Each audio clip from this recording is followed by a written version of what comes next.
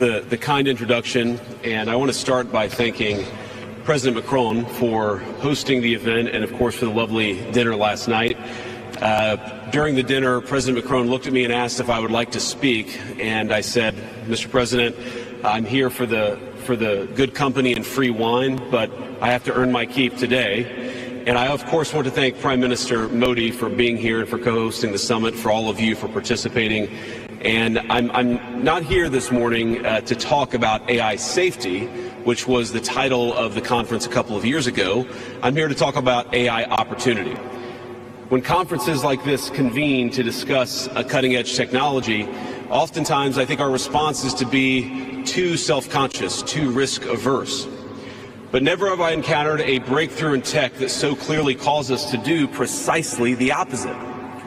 Now, our administration, the Trump administration, believes that AI will have countless revolutionary applications in economic innovation, job creation, national security, healthcare, free expression, and beyond.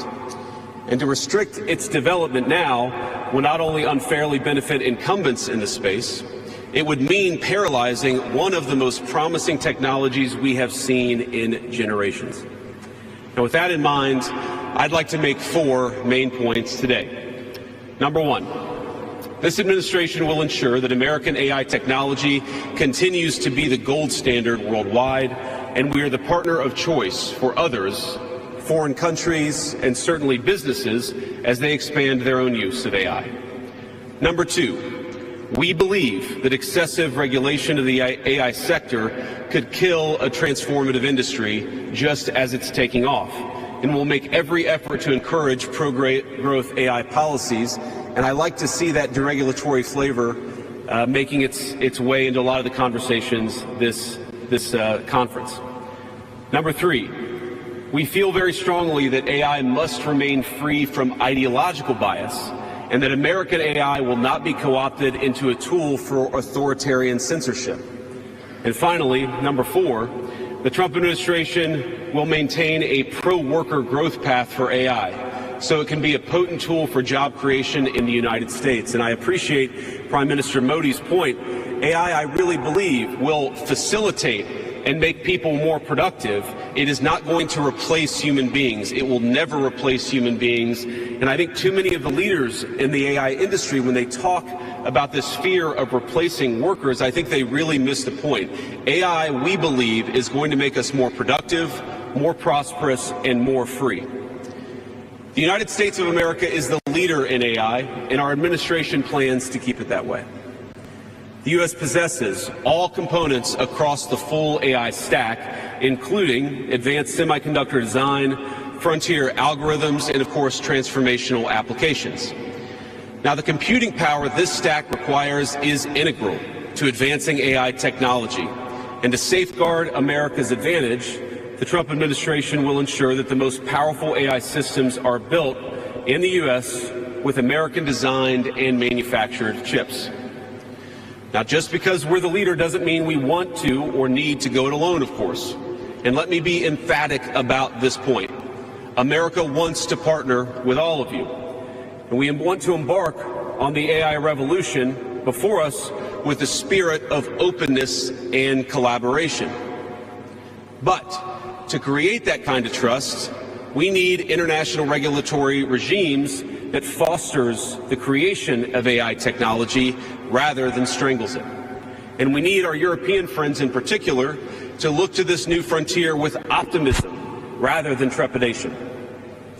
Now, the development of cutting-edge AI in the U.S. is no accident. By preserving an open regulatory environment, we've encouraged American innovators to experiment and to make unparalleled R&D investments. Of the $700 billion, give or take, that's estimated to be spent on AI in 2028, over half of it will likely be invested in the United States of America. Now, this administration will not be the one to snuff out the startups and the grad students producing some of the most groundbreaking applications of artificial intelligence. Instead, our laws will keep big tech, little tech, and all other developers on a level playing field. Now, with the President's recent executive order on AI, we're developing an AI action plan that avoids an overly precautionary regulatory regime while ensuring that all Americans benefit from the technology and its transformative potential. Now, we invite your countries to work with us and to follow that model if it makes sense for your nations. However, the Trump administration is troubled by reports that some foreign governments are considering tightening the screws on U.S. tech companies with international footprints. Now, America cannot and will not accept that, and we think it's a terrible mistake, not just for the United States of America, but for your own countries.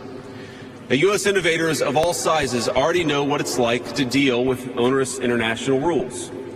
Many of our most productive tech companies are forced to deal with the EU's Digital Services Act and the massive regulations it created about taking down content and policing so-called misinformation. And of course, we want to ensure the internet is a safe place, but it is one thing to prevent a predator from preying on a child on the internet, and it is something quite different to prevent a grown man or woman from accessing an opinion that the government thinks is misinformation. Meanwhile, for smaller firms, navigating the GDPR means paying endless legal compliance costs or otherwise risking massive fines. Now, for some, the easiest way to avoid the dilemma has been to simply block EU users in the first place. Is this really the future that we want? Ladies and gentlemen, I think the answer for all of us should be no. Now, there's no issue where we worry about more than regulation when it comes to energy. And again, I appreciated the comments of so many at the conference because they recognize that we stand now at the frontier of an AI industry that is hungry for reliable power and high-quality semiconductors. Yet too many of our friends are deindustrializing on the one hand and chasing reliable power out of their nations and off their grids with the other. The AI future is not going to be won by hand-wringing about safety. It will be won by building, from reliable power plants to the manufacturing facilities that can produce the chips of the future. Now, at a personal level, what excites me most about AI is that it is grounded in the real and the physical economy. The success of the sector isn't just a matter of smart people sitting in front of a computer screen and coding. It depends on those who work with their hands. Even as robotics will change our factories, it will certainly make our healthcare providers better at treating diseases, but it will also depend on the data produced by those healthcare providers, by those doctors and nurses. I believe it will help us create and store new modes of power in the future, but right now, AI cannot take off unless the world builds the energy infrastructure to support it. Now, it's my view that tech innovation over the last 20 years has often conjured images of smart people staring at computer screens, engineering in the world of bits. But the AI economy will primarily depend on and transform the world of atoms. Now, at this moment, we face the extraordinary prospect of a new industrial revolution, one on par with the invention of the steam engine or Bessemer steel. But it will never come to pass if overregulation deters innovators from taking the risks necessary to advance the ball. Nor will it occur if we allow AI to become dominated by massive players looking to use the tech to censor or control users' thoughts. And I'd ask if you step back a moment and ask yourself, who is most aggressively demanding that we, meaning political leaders gathered here today, do the most aggressive regulation? It is very often the people who already have an incumbent advantage in the market. And when a massive incumbent comes to us asking us for safety regulations, we ought to ask whether that safety regulation is for the benefit of our people or whether it's for the benefit of the incumbent. Now, over the last few years, we've watched as governments, businesses, and nonprofit organizations have advanced unpopular and, I believe, downright ahistorical social agendas through AI. In the U.S., we had AI image generators trying to tell us that George Washington was black or that America's doughboys in World War I were in fact women. Now, we laugh at this now, and of course it was ridiculous, but we have to remember the lessons from that ridiculous moment. And what we take from it is that the Trump administration will ensure that AI systems developed in America are free from ideological bias and never restrict our citizens' right to free speech. We can trust our people to think, to consume information, to develop their own ideas, and to debate with one another in the open marketplace of ideas. Now, we've also watched as hostile foreign adversaries have weaponized AI software to rewrite history, surveil users, and censor speech. This is hardly new, of course. As they do with other tech, some authoritarian regimes have stolen and used AI to strengthen their military, intelligence, and surveillance capabilities, capture foreign data, and create propaganda to undermine other nations' national security. I want to be clear. This administration will block such efforts, full stop. We will safeguard American AI and chip technologies from theft and misuse, work with our allies and partners to strengthen and extend these protections, and close pathways to adversaries attaining AI capabilities that threaten all of our people. And I would also remind our international friends here today that partnering with such regimes, it never pays off in the long term. From CCTV to 5G equipment, we're all familiar with cheap tech in the marketplace that's been heavily subsidized and exported by authoritarian regimes. But as I know, and I think some of us in this room have learned from experience, partnering with them means chaining your nation to an authoritarian master that seeks to infiltrate, dig in, and seize your information infrastructure. Should a deal seem too good to be true, just remember the old adage that we learned in Silicon Valley: if you aren't paying for the product, you are the product. Finally, this administration wants to be very clear about one last point.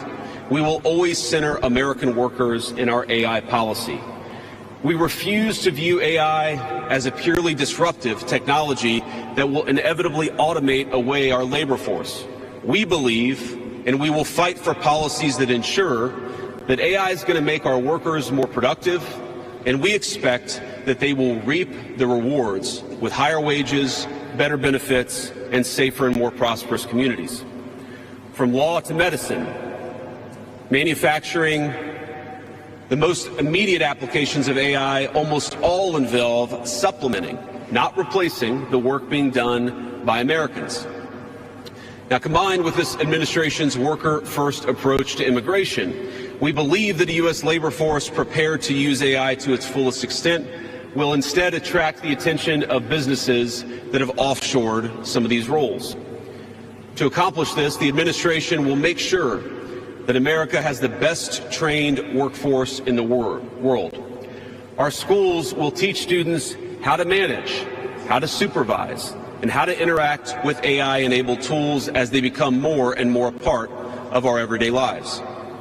And as AI creates new jobs and industries, our government, businesses, and labor organizations have an obligation to work together to empower the workers, not just of the United States, but all over the country, all over the world.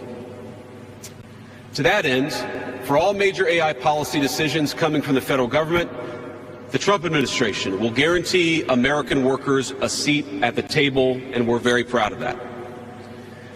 Now, I've taken up enough of your time, so I'd like to close with just a quick story. This is a beautiful country, President Macron, and I know that you're proud of it and should be. And yesterday, as I was touring Les Invalides with General Gravette with my 3 kids, he was kind enough to show me the sword that belonged to America's dearest international friend from our own revolution, of course, the Marquis de Lafayette. He let me hold the sword, but of course he made me put on the white gloves beforehand. And it got me thinking of this country, France, and of course of my own country, and of the beautiful civilization that we have built together with weapons like that saber. Weapons that are dangerous in the wrong hands, but are incredible tools for liberty and prosperity in the right hands. I couldn't help but think of the conference today.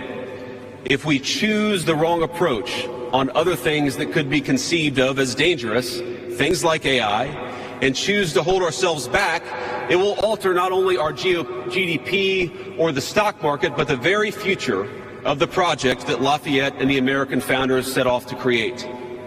Now, this doesn't mean, of course, that all concerns about safety go out the window, but focus matters. And we must focus now on the opportunity to catch lightning in a bottle, unleash our most brilliant innovators, and use AI to improve the well-being of our nations and their peoples. With great confidence, I can say it is an opportunity that the Trump administration will not squander. And we hope everyone convened here today feels exactly the same. Thank you, and God bless you all.